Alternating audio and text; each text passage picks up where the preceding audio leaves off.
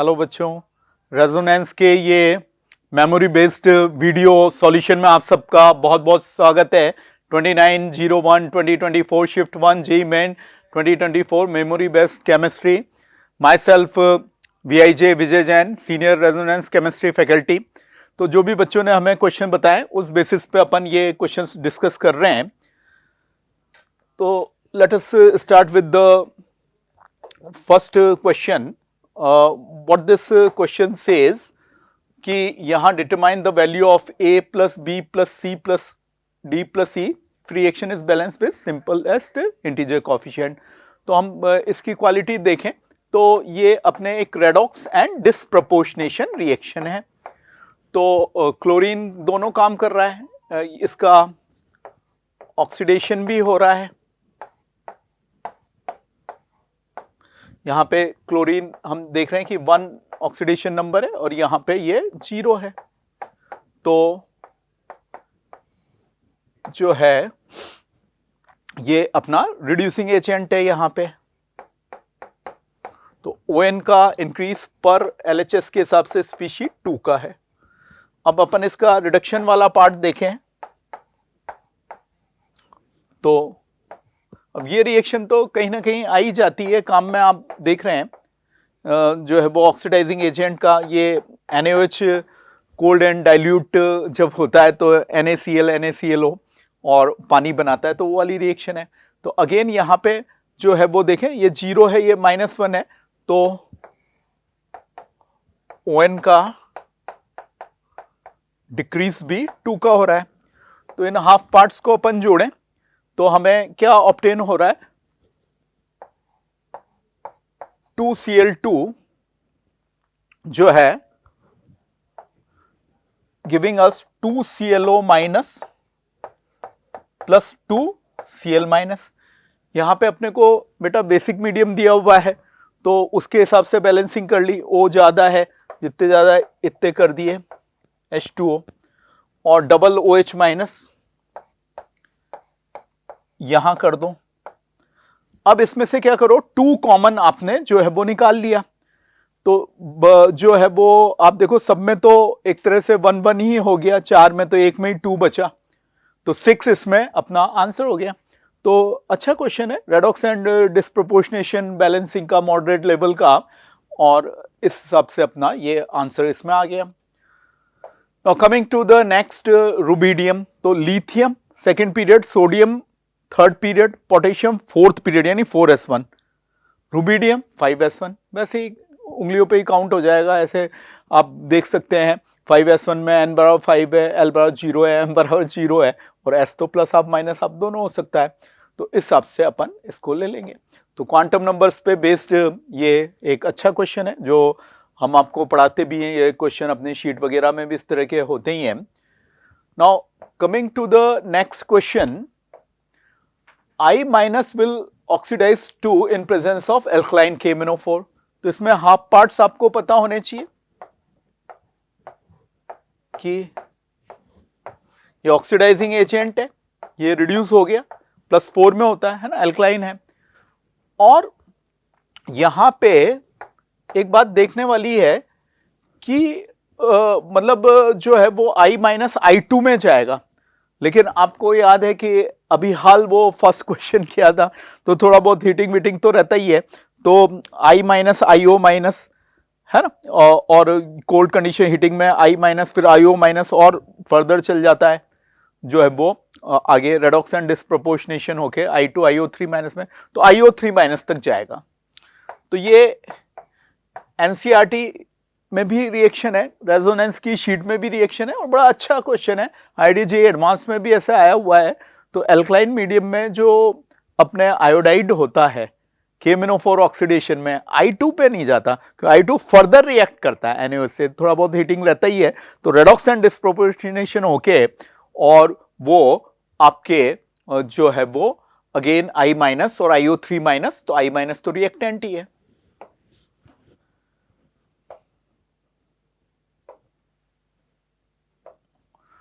Now coming to this, तो ये एक जैसे हीट इफेक्ट है, अगेन डी ब्लॉक का बहुत ही अच्छा हीट इफेक्ट वाला क्वेश्चन KMnO4 K2Cr2O7 दोनों ही ऐसे करते हैं, एक तरह से मिलता जुलता मैचिंग वाला रिएक्शन। हीट इफेक्ट में रिएक्टेंट तो एक ही होगा। तो what will be happening in it,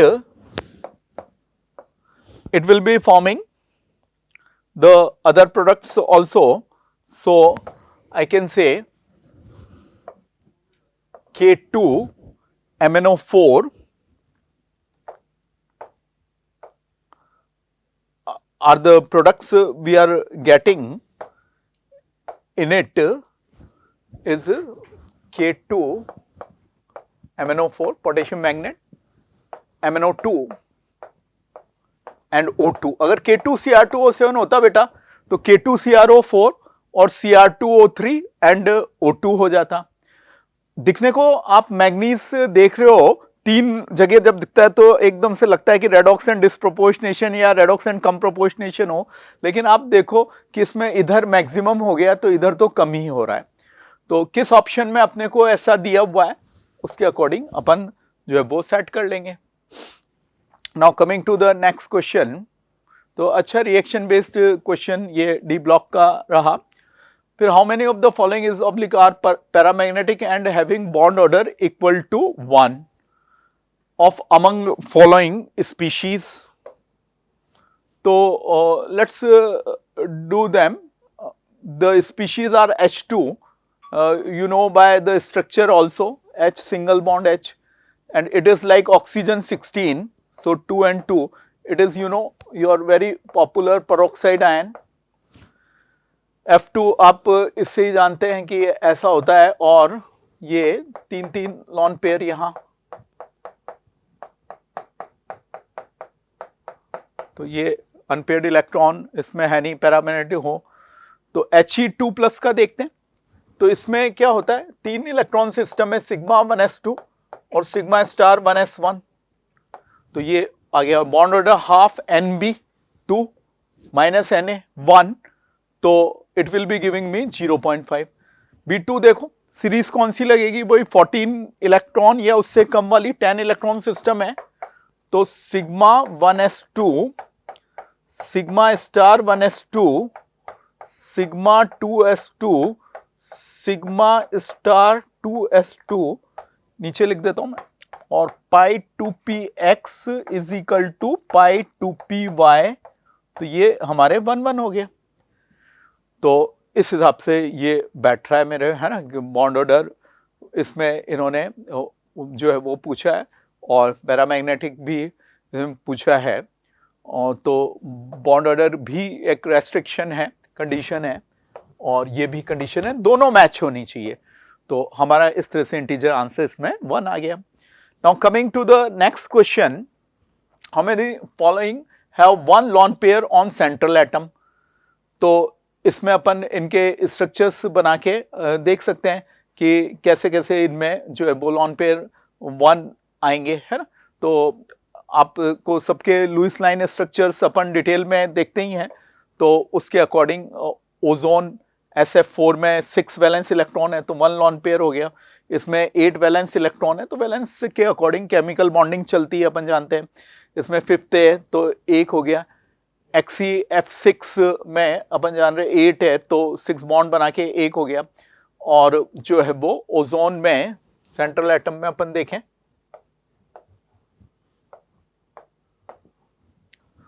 तो यहां आपके 1 लॉन पेयर हो गया, और इस पे तो 6 में से 2 बॉन्डिंग में है तो 4 हो गए, उसके तो एक भी काम नहीं है, लेकिन सेंट्रल एटम है।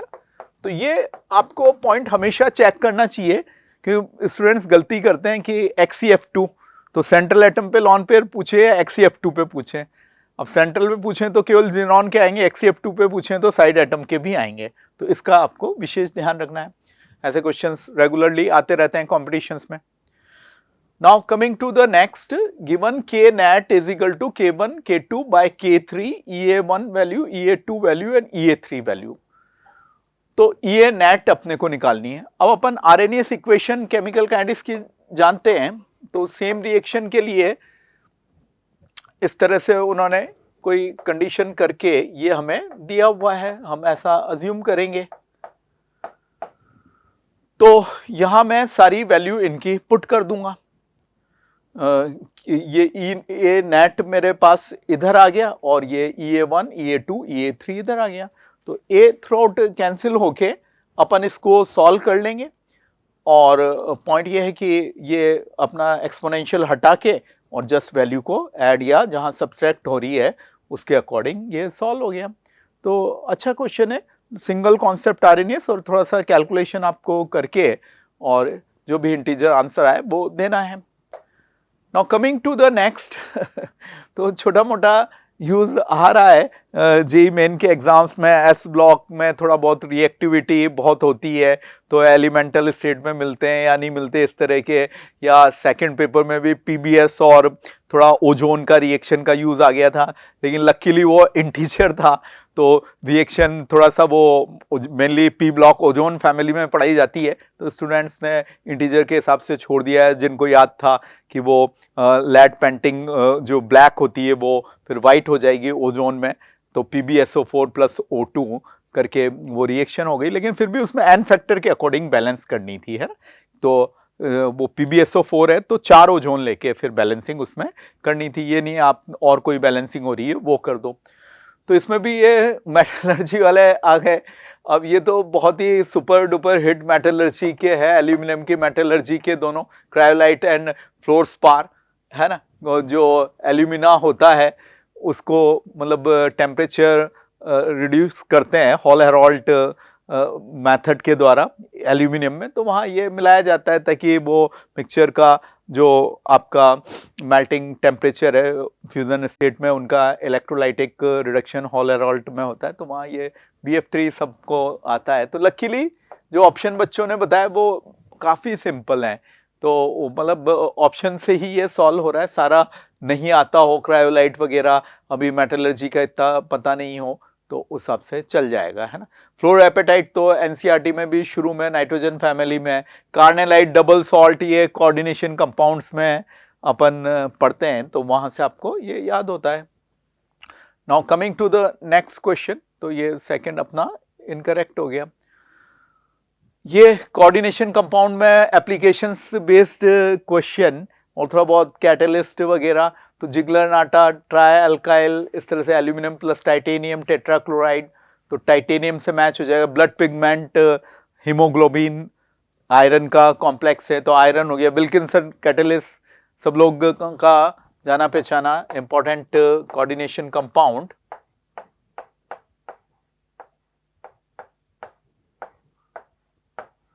तो ये रोडियम का हो गया, है, तो ऐसे हो गया। Vitamin B12 is the complex of cobalt, तो इसके अकॉर्डिंग इनकी मैचिंग हो गई। Now coming to the next question, osmotic pressure of a solution at 273 Kelvin is 2.73 into 10 to the power minus 5 bar. Then osmotic pressure of same solution at, तो हम जानते हैं कि pi is equal to CRT ये, या pi B is equal to NRT, तो पाई 1 by pi 2 क्या हो गया बेटा आपके, ऐसे हो गया T1 बाय T2। तो 4 टर्म्स फिजिकल क्वांटिटीज आ रही हैं, 3 दी हुई है, चौथी निकाल लो। तो जस्ट सिंपल सब्स्टिट्यूशन, इस फॉर्म में इंटीजर आंसर कर लो 10 टू द पावर -4।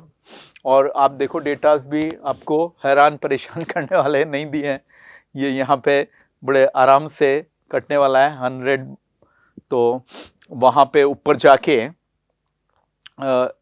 इस हिसाब से इसकी अपन वैल्यूज सेट कर लेंगे और रिक्वायर्ड आंसर उस फॉर्म में आ जाएगा। तो पॉइंट क्या है कि अपने को ये 10 टू द पावर -4 के बार के टर्म्स में अपने को ये आंसर देना है, तो इसको आप सॉल्व कर लेंगे, है ना। और जो है वो यहाँ पे ये 273 100 टाइम्स आ रहा है और 283 आ रहा है, तो 10 टू द पावर -3 करके ऊपर अपने बच रहा है, और अपने को इसको इस टर्म्स में जो भी न्यूमेरिकली आपको सॉल्व करना है वो अपन कर लेंगे। लेकिन मुद्दे वाली बात है कि जो है वो कॉन्सेप्ट बिल्कुल सिंपल है, कैलकुलेशन भी इजी है, तो लिक्विड सॉल्यूशन कॉलिगेटिव प्रॉपर्टी से काफ़ी ये इजी कैटेगरी का अपना question. Now coming to the next, if the percentage by weight of a solution molecular weight 98 gram per mole is 31.4% and density of the solution is 1.56 gram पर centimetre cube, है ना, CGS में ही होती है generally solution की density, inter conversion जो भी होते हैं। तो आप इसको दो मेथड से सॉल्व कर सकते हो, या तो यूनिटरी या फिर डायरेक्ट फॉर्मूला होता है इसका, है ना, तो वो लगा दीजिए 10 इंटू परसेंटेज W बाय W into density of solution gram per ml divided by molar mass of the solute. तो इस हिसाब से इसको हम सॉल्व कर लेंगे और this will give us the जो है वो नियरेस्ट कितना सॉल्व होने से आ रहा है वो अपन देख लेंगे। Now coming to the next question, the electronegativity values of group 14 element decrease from silicon to PBA। ये गलत है, ऑलमोस्ट सेम रहती है इनकी इलेक्ट्रोनेगेटिविटी वैल्यू, और ग्रुप 14 में नॉन मेटल भी है, हाँ ठीक है, कार्बन, सिलिकॉन को भी रिएक्टिविटी के अकॉर्डिंग नॉन मेटल ही दे रहे हैं, जर्मेनियम मेटलॉइड, सेमी मेटल और टिन लेड मेटल में है। तो स्टेटमेंट 1 तो इनकरेक्ट हो गया इसमें और स्टेटमेंट 2 करेक्ट हो गया। तो ये हमने यहाँ भी सॉल्व किया है, तो ये ऑलमोस्ट सेम ही है ना, डिक्रीज कहाँ हो रही है, सेम होके ऐसे हो गई। तो अच्छा क्वेश्चन है, जो जनरल कैरेक्टरिस्टिक होती है एलिमेंट्स पे उस पे बेस्ड ही दिया है, जितना उन्होंने सिलेबस में जेईई मेन में लिखा था। अच्छी बात है कि इसमें और आगे का कुछ नहीं दिया हुआ है कंपाउंड्स वगैरह का। नाउ दिस द थर्मोडायनेमिक्स और केमिकल इक्विलिब्रियम क्वेश्चन की ये इनकरेक्ट कौन सा है, तो नेगेटिव में स्पॉन्टेनियस होता है, डेल्टा जी ये सिस्टम वाला है, डेल्टा जी 0 पे अपन जानते हैं इक्विलिब्रियम होता है, और फिर प्लस पे तो नॉन स्पॉन्टेनियस है, तो जो है वो नॉन स्पॉन्टेनियस वाला करेक्ट है, इनकरेक्ट सेकंड हो गया। Now coming to the next, for decomposition यहाँ पे Kp दिया हुआ है और Kc पूछा है, तो आपको पता है कि Kp और Kc में क्या रिलेशनशिप होती है, RT की पावर डेल्टा Ng, जो दिख ही रही है कि 1 है। अब यहां पे मैं इस वैल्यू को डालूं,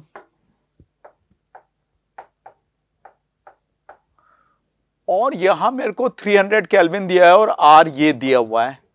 तो जैसे क्लास में भी हम सिखाते हैं कि ऐसे केस में तो ये वैल्यू सॉल्व होके 24.6 आ जाती है। तो कहने का क्या मतलब हुआ कि ये मतलब हुआ कि भाई इसमें जो भी आ रहा है 10⁻⁻² दिख रहा है अपने को, है ना, क्योंकि ये अपन जैसे इसको सॉल्व करेंगे तो 10/1000 होके 1/100 होके 10⁻² तो 1 हो गया ये, है ना। तो आप वो सॉल्व करेंगे तो भी है, और आपको डायरेक्ट याद है या अब याद नहीं है तो अब भी आप देख लीजिए, ये RT ऐसे हो जाता है। ज़्यादातर IT में भी क्या होता है, ये मतलब 300 केल्विन या 27 डिग्री सी देते हैं, और वो 0.082 दें तो उनका कैलकुलेशन टेक्निक है कि ये 24.6 आएगा। तो this will give us the required answer, chemical equilibrium का ये क्वेश्चन। Now coming to a good question from like chapter coordination compound, in which of the following complex CO form bridge between metal atoms, okay।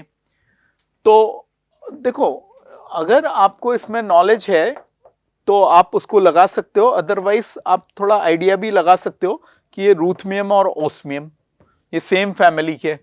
अब single correct option करना है तो या तो ये फिर दोनों होंगे या नहीं होंगे। अब ये वाला तो क्लास नोट्स में, शीट में और एनसीईआरटी में हर जगह आपका होता है, क्योंकि EN को ओबे करना है।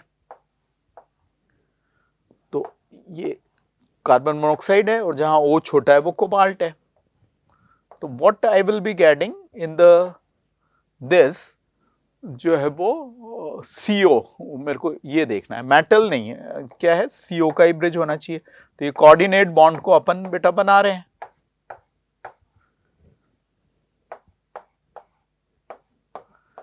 अब आप इसमें सोचो EN कैसे ओबे हुआ, इधर वाले कोबाल्ट का देख लो तो उधर वाले का तो वो सिमेट्रिक ही है। तो EN का फॉर्मूला क्या होता है, एटॉमिक नंबर और माइनस ऑक्सीडेशन नंबर, तो ऑब्वियसली मेटल कार्बोनाइल है, कोई चार्ज तो है नहीं, जीरो ही होगा चार्ज बैलेंस के अकॉर्डिंग, ऑक्सीडेशन नंबर बैलेंस के अकॉर्डिंग। अब कितने इलेक्ट्रॉन गेन हुए, हर लिगेंड दे रहा है 2।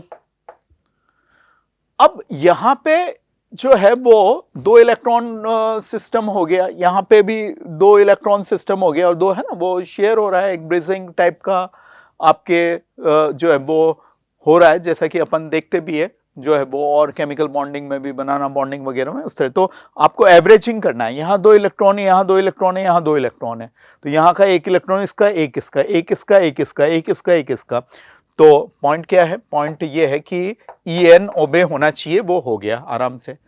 Mn2CO होल 10 में आप जानते हो कि MnCO होल 5 स्टेबल नहीं होगा, 35 En आएगा, तो या तो उसका रिडक्शन हो, क्या बने HMnCO whole 5, H square bracket MnCO whole 5, तो MnCO होल 5 माइनस, तो En ओबे हो जाएगा 36। तो मेटल कार्बोनाइल में तो होता ही है, और मेटल नाइट्रोसाइल इनमें जो है, तो पॉइंट ये है कि इन जनरल मेटल कार्बोनाइल में तो En ओबे होता ही है, एक आध कुछ छोटा मोटा एक्सेप्शनल हो सकता है जहां वहां भी फिर रिडक्शन होने की वैनेडियम में चांसेस होते हैं, तो ज्यादा स्टेबिलिटी, या फिर ये डाइमराइज कर जाए तो भी ये हो जाएगा, है ना, एक और इलेक्ट्रॉन आ जाएगा, मेटल मेटल बॉन्ड हो जाएगा, लेकिन CO ब्रिजिंग नहीं है, तो हमने यहाँ पे इसको काउंट नहीं करना है, इसी में CO ब्रिजिंग है।